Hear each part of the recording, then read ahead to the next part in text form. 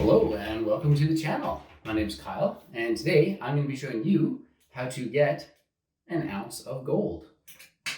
No, I'm not going to be doing that. I'm going to be showing you how to get your own placer mining license here in Alberta, which you need to set up a high banker looking for that beautiful fine Alberta flower gold. So at the end of this video, you should know how to get this thing in the mail and go find some of this. Let's get to it. So when I go out gold mining, I am doing it by boat. So I have 3 pieces of paperwork that are important to me. This is my pleasure craft license. It's kind of like the registration for your car that goes with my boat. Then I have my pleasure craft operator card. This is like your driver's license. Any boat across Canada with 10 horsepower or more, you need one of these. Then the final piece is my Alberta Energy Metallic and Industrial Minerals license. So this is $50. It is good for 5 years. And all you really need to do is read a 2-page document, understand everything in there, and you mail this thing in with the money required, and they'll mail it back. So I've actually got this set up on the computer. I'm going to show you where to go, how to do it step by step, to make sure that you can get yours ready in time for summer. This one was my second one. So I got my first one in 2012. This one I got 5 years later in 2017, and it expires on April 25th, 2022. So I want to get a new one ready to go before this one expires so that I'm good to go for this mining season. So just gonna have a look at the screen here. If you go to Google and just type in Alberta Placer Mining License, then my first result here is alberta.ca. I'm going to bring this up, minerals-placer or placer-mining toolkit ASPX. That's the website you're going to need to go to. Scroll on down and right here. So the form itself, you go to this and open this up. That's the form you're going to need to fill out and mail in with your payment. But before you can tick off all the boxes on that form, there's this summary of requirements up here. So I'm just going to open this up real quick together. I'm going to scroll on down. Going for gold in Alberta. So you got this handsome young chap right here with his fancy little hat on, going for gold. He's actually shoveling water. He's spooning water, bucketing it in to what looks like an old-fashioned rocker box. This is how you used to capture that fine gold. Nowadays, we're lucky we get pumps. So just going over this really quick, do you need a claim? No, you do not need a claim in Alberta. That's a British Columbia thing. Royalty payment. If you are lucky enough to find over an ounce of gold within 1 calendar year, then you owe a 5% royalty. Seems pretty low, seems fair, pays for the roads you use to get to the rivers. They say this at a couple different places here. A license holder can remain in one spot for up to 14 days. If you're shoveling properly, you probably won't need to stay in one spot for more than 14 days. I think this is just preventing people from saying, hey, look at me, I have my mineral license, and moving in and living on a gravel bar for the entire summer. They kind of want to have you moving around following those pay streaks. So we're going to scroll down. Obviously, you can read through this entirely yourself. There's a little bit of a history on gold and where you might find it, locations. We're going to go through the regulatory stuff for placer mining. So you're not allowed to do the following. You cannot use mechanical methods like a backhoe, a suction dredge, or a front-end loader to move material into the sluice box. Fair enough. Shovel only, hand shovel only. You're not allowed to discharge silt-laden wastewater from the sluice box directly into a watercourse. This water should be drained into a settling pond to allow fine sediment to settle out before it is released into the stream. Now, Alberta versus BC here, I'm just going to give you my understanding of this. In BC, your settling pond, once it gets full, you got to shut down, let it drain out.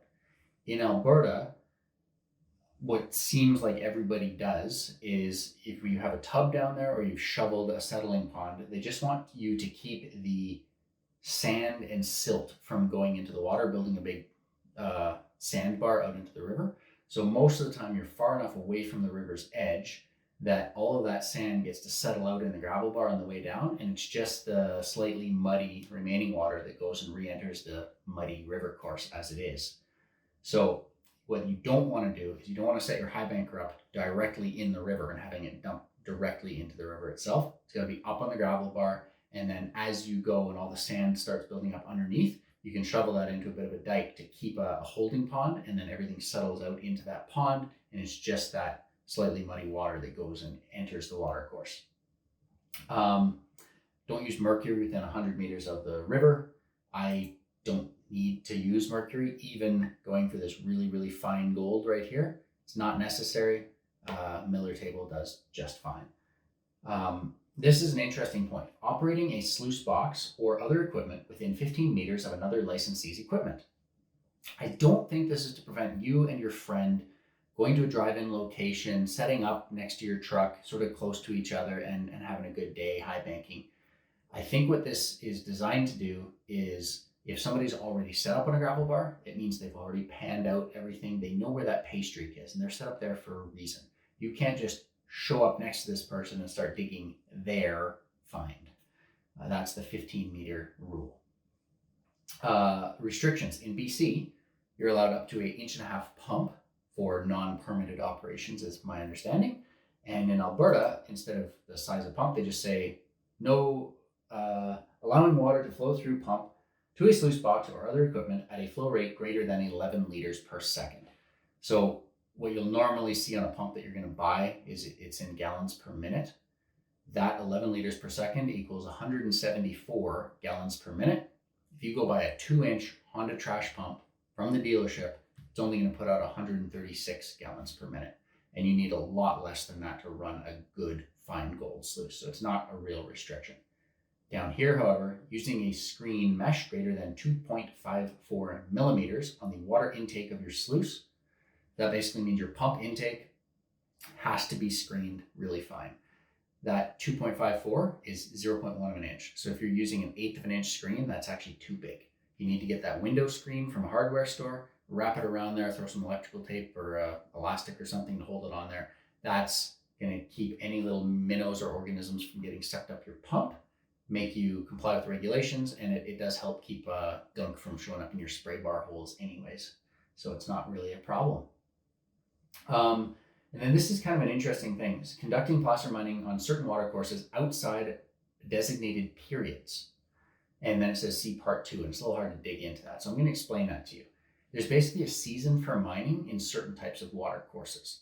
In Alberta, you've got a class A, B, C, and D water course. The North Saskatchewan River, around Edmonton area, it's class C, and in some places class D. Those are the less restricted ones. Then if you're mining in the Red Deer River, for example, by the Innisfail Bridge, that's a popular spot people like to go. That's actually a class B waterway, and right underneath the dam is a class A waterway.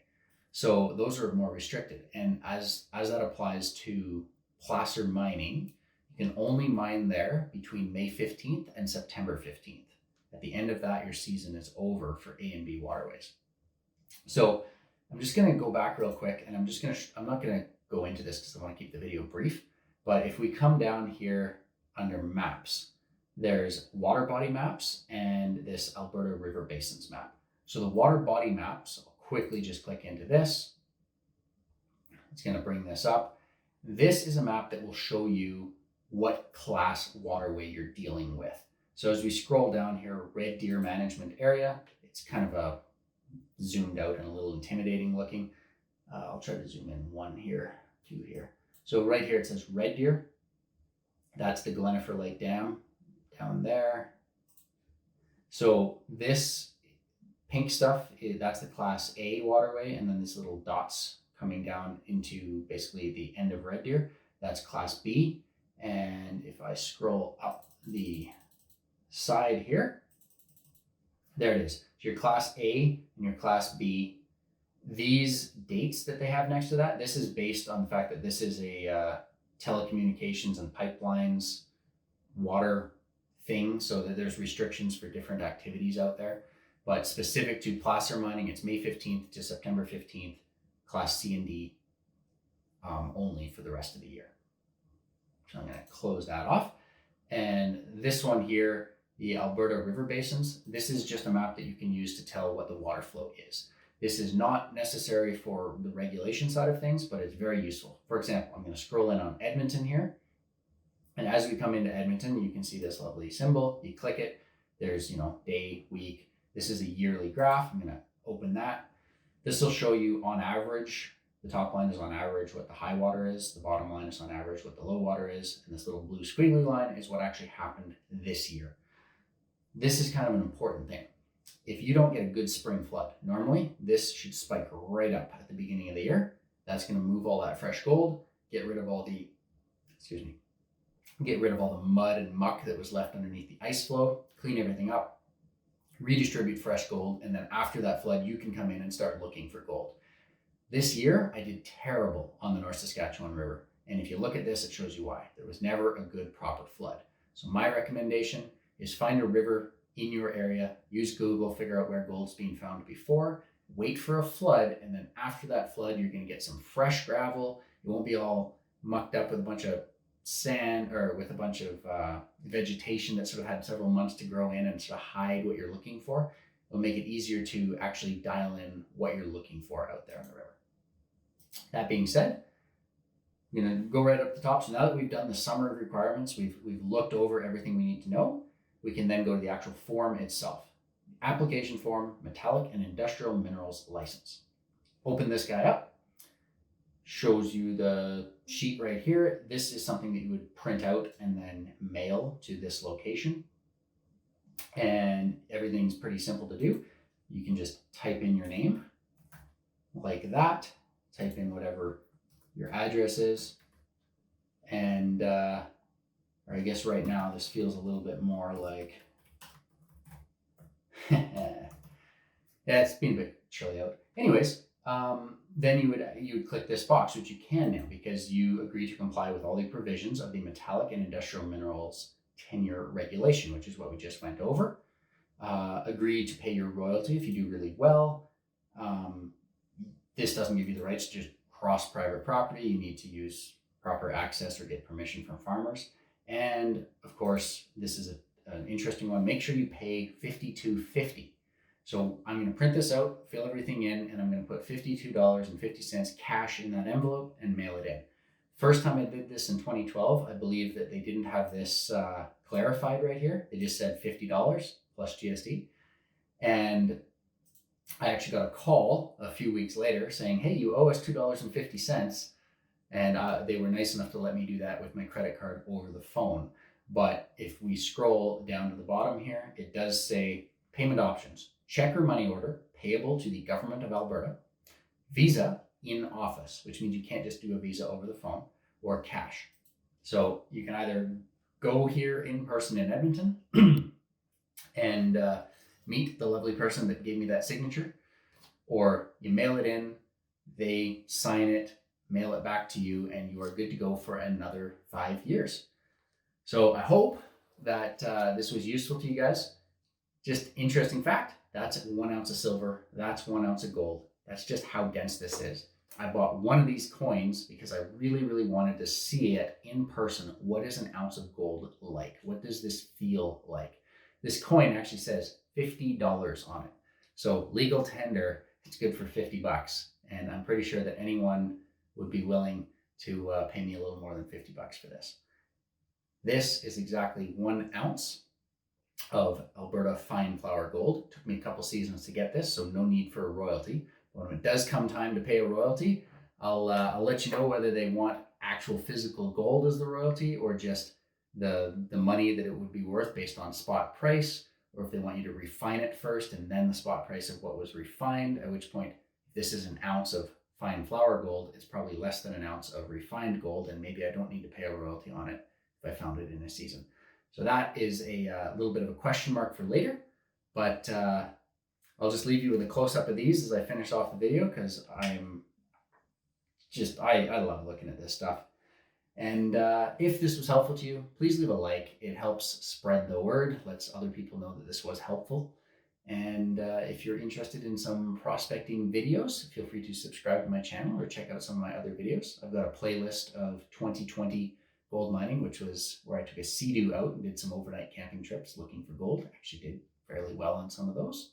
And I just finished up the 2021 gold mining playlist, so you can have a look at that, see if anything catches your eye. Until then, cheers, and thank you for watching.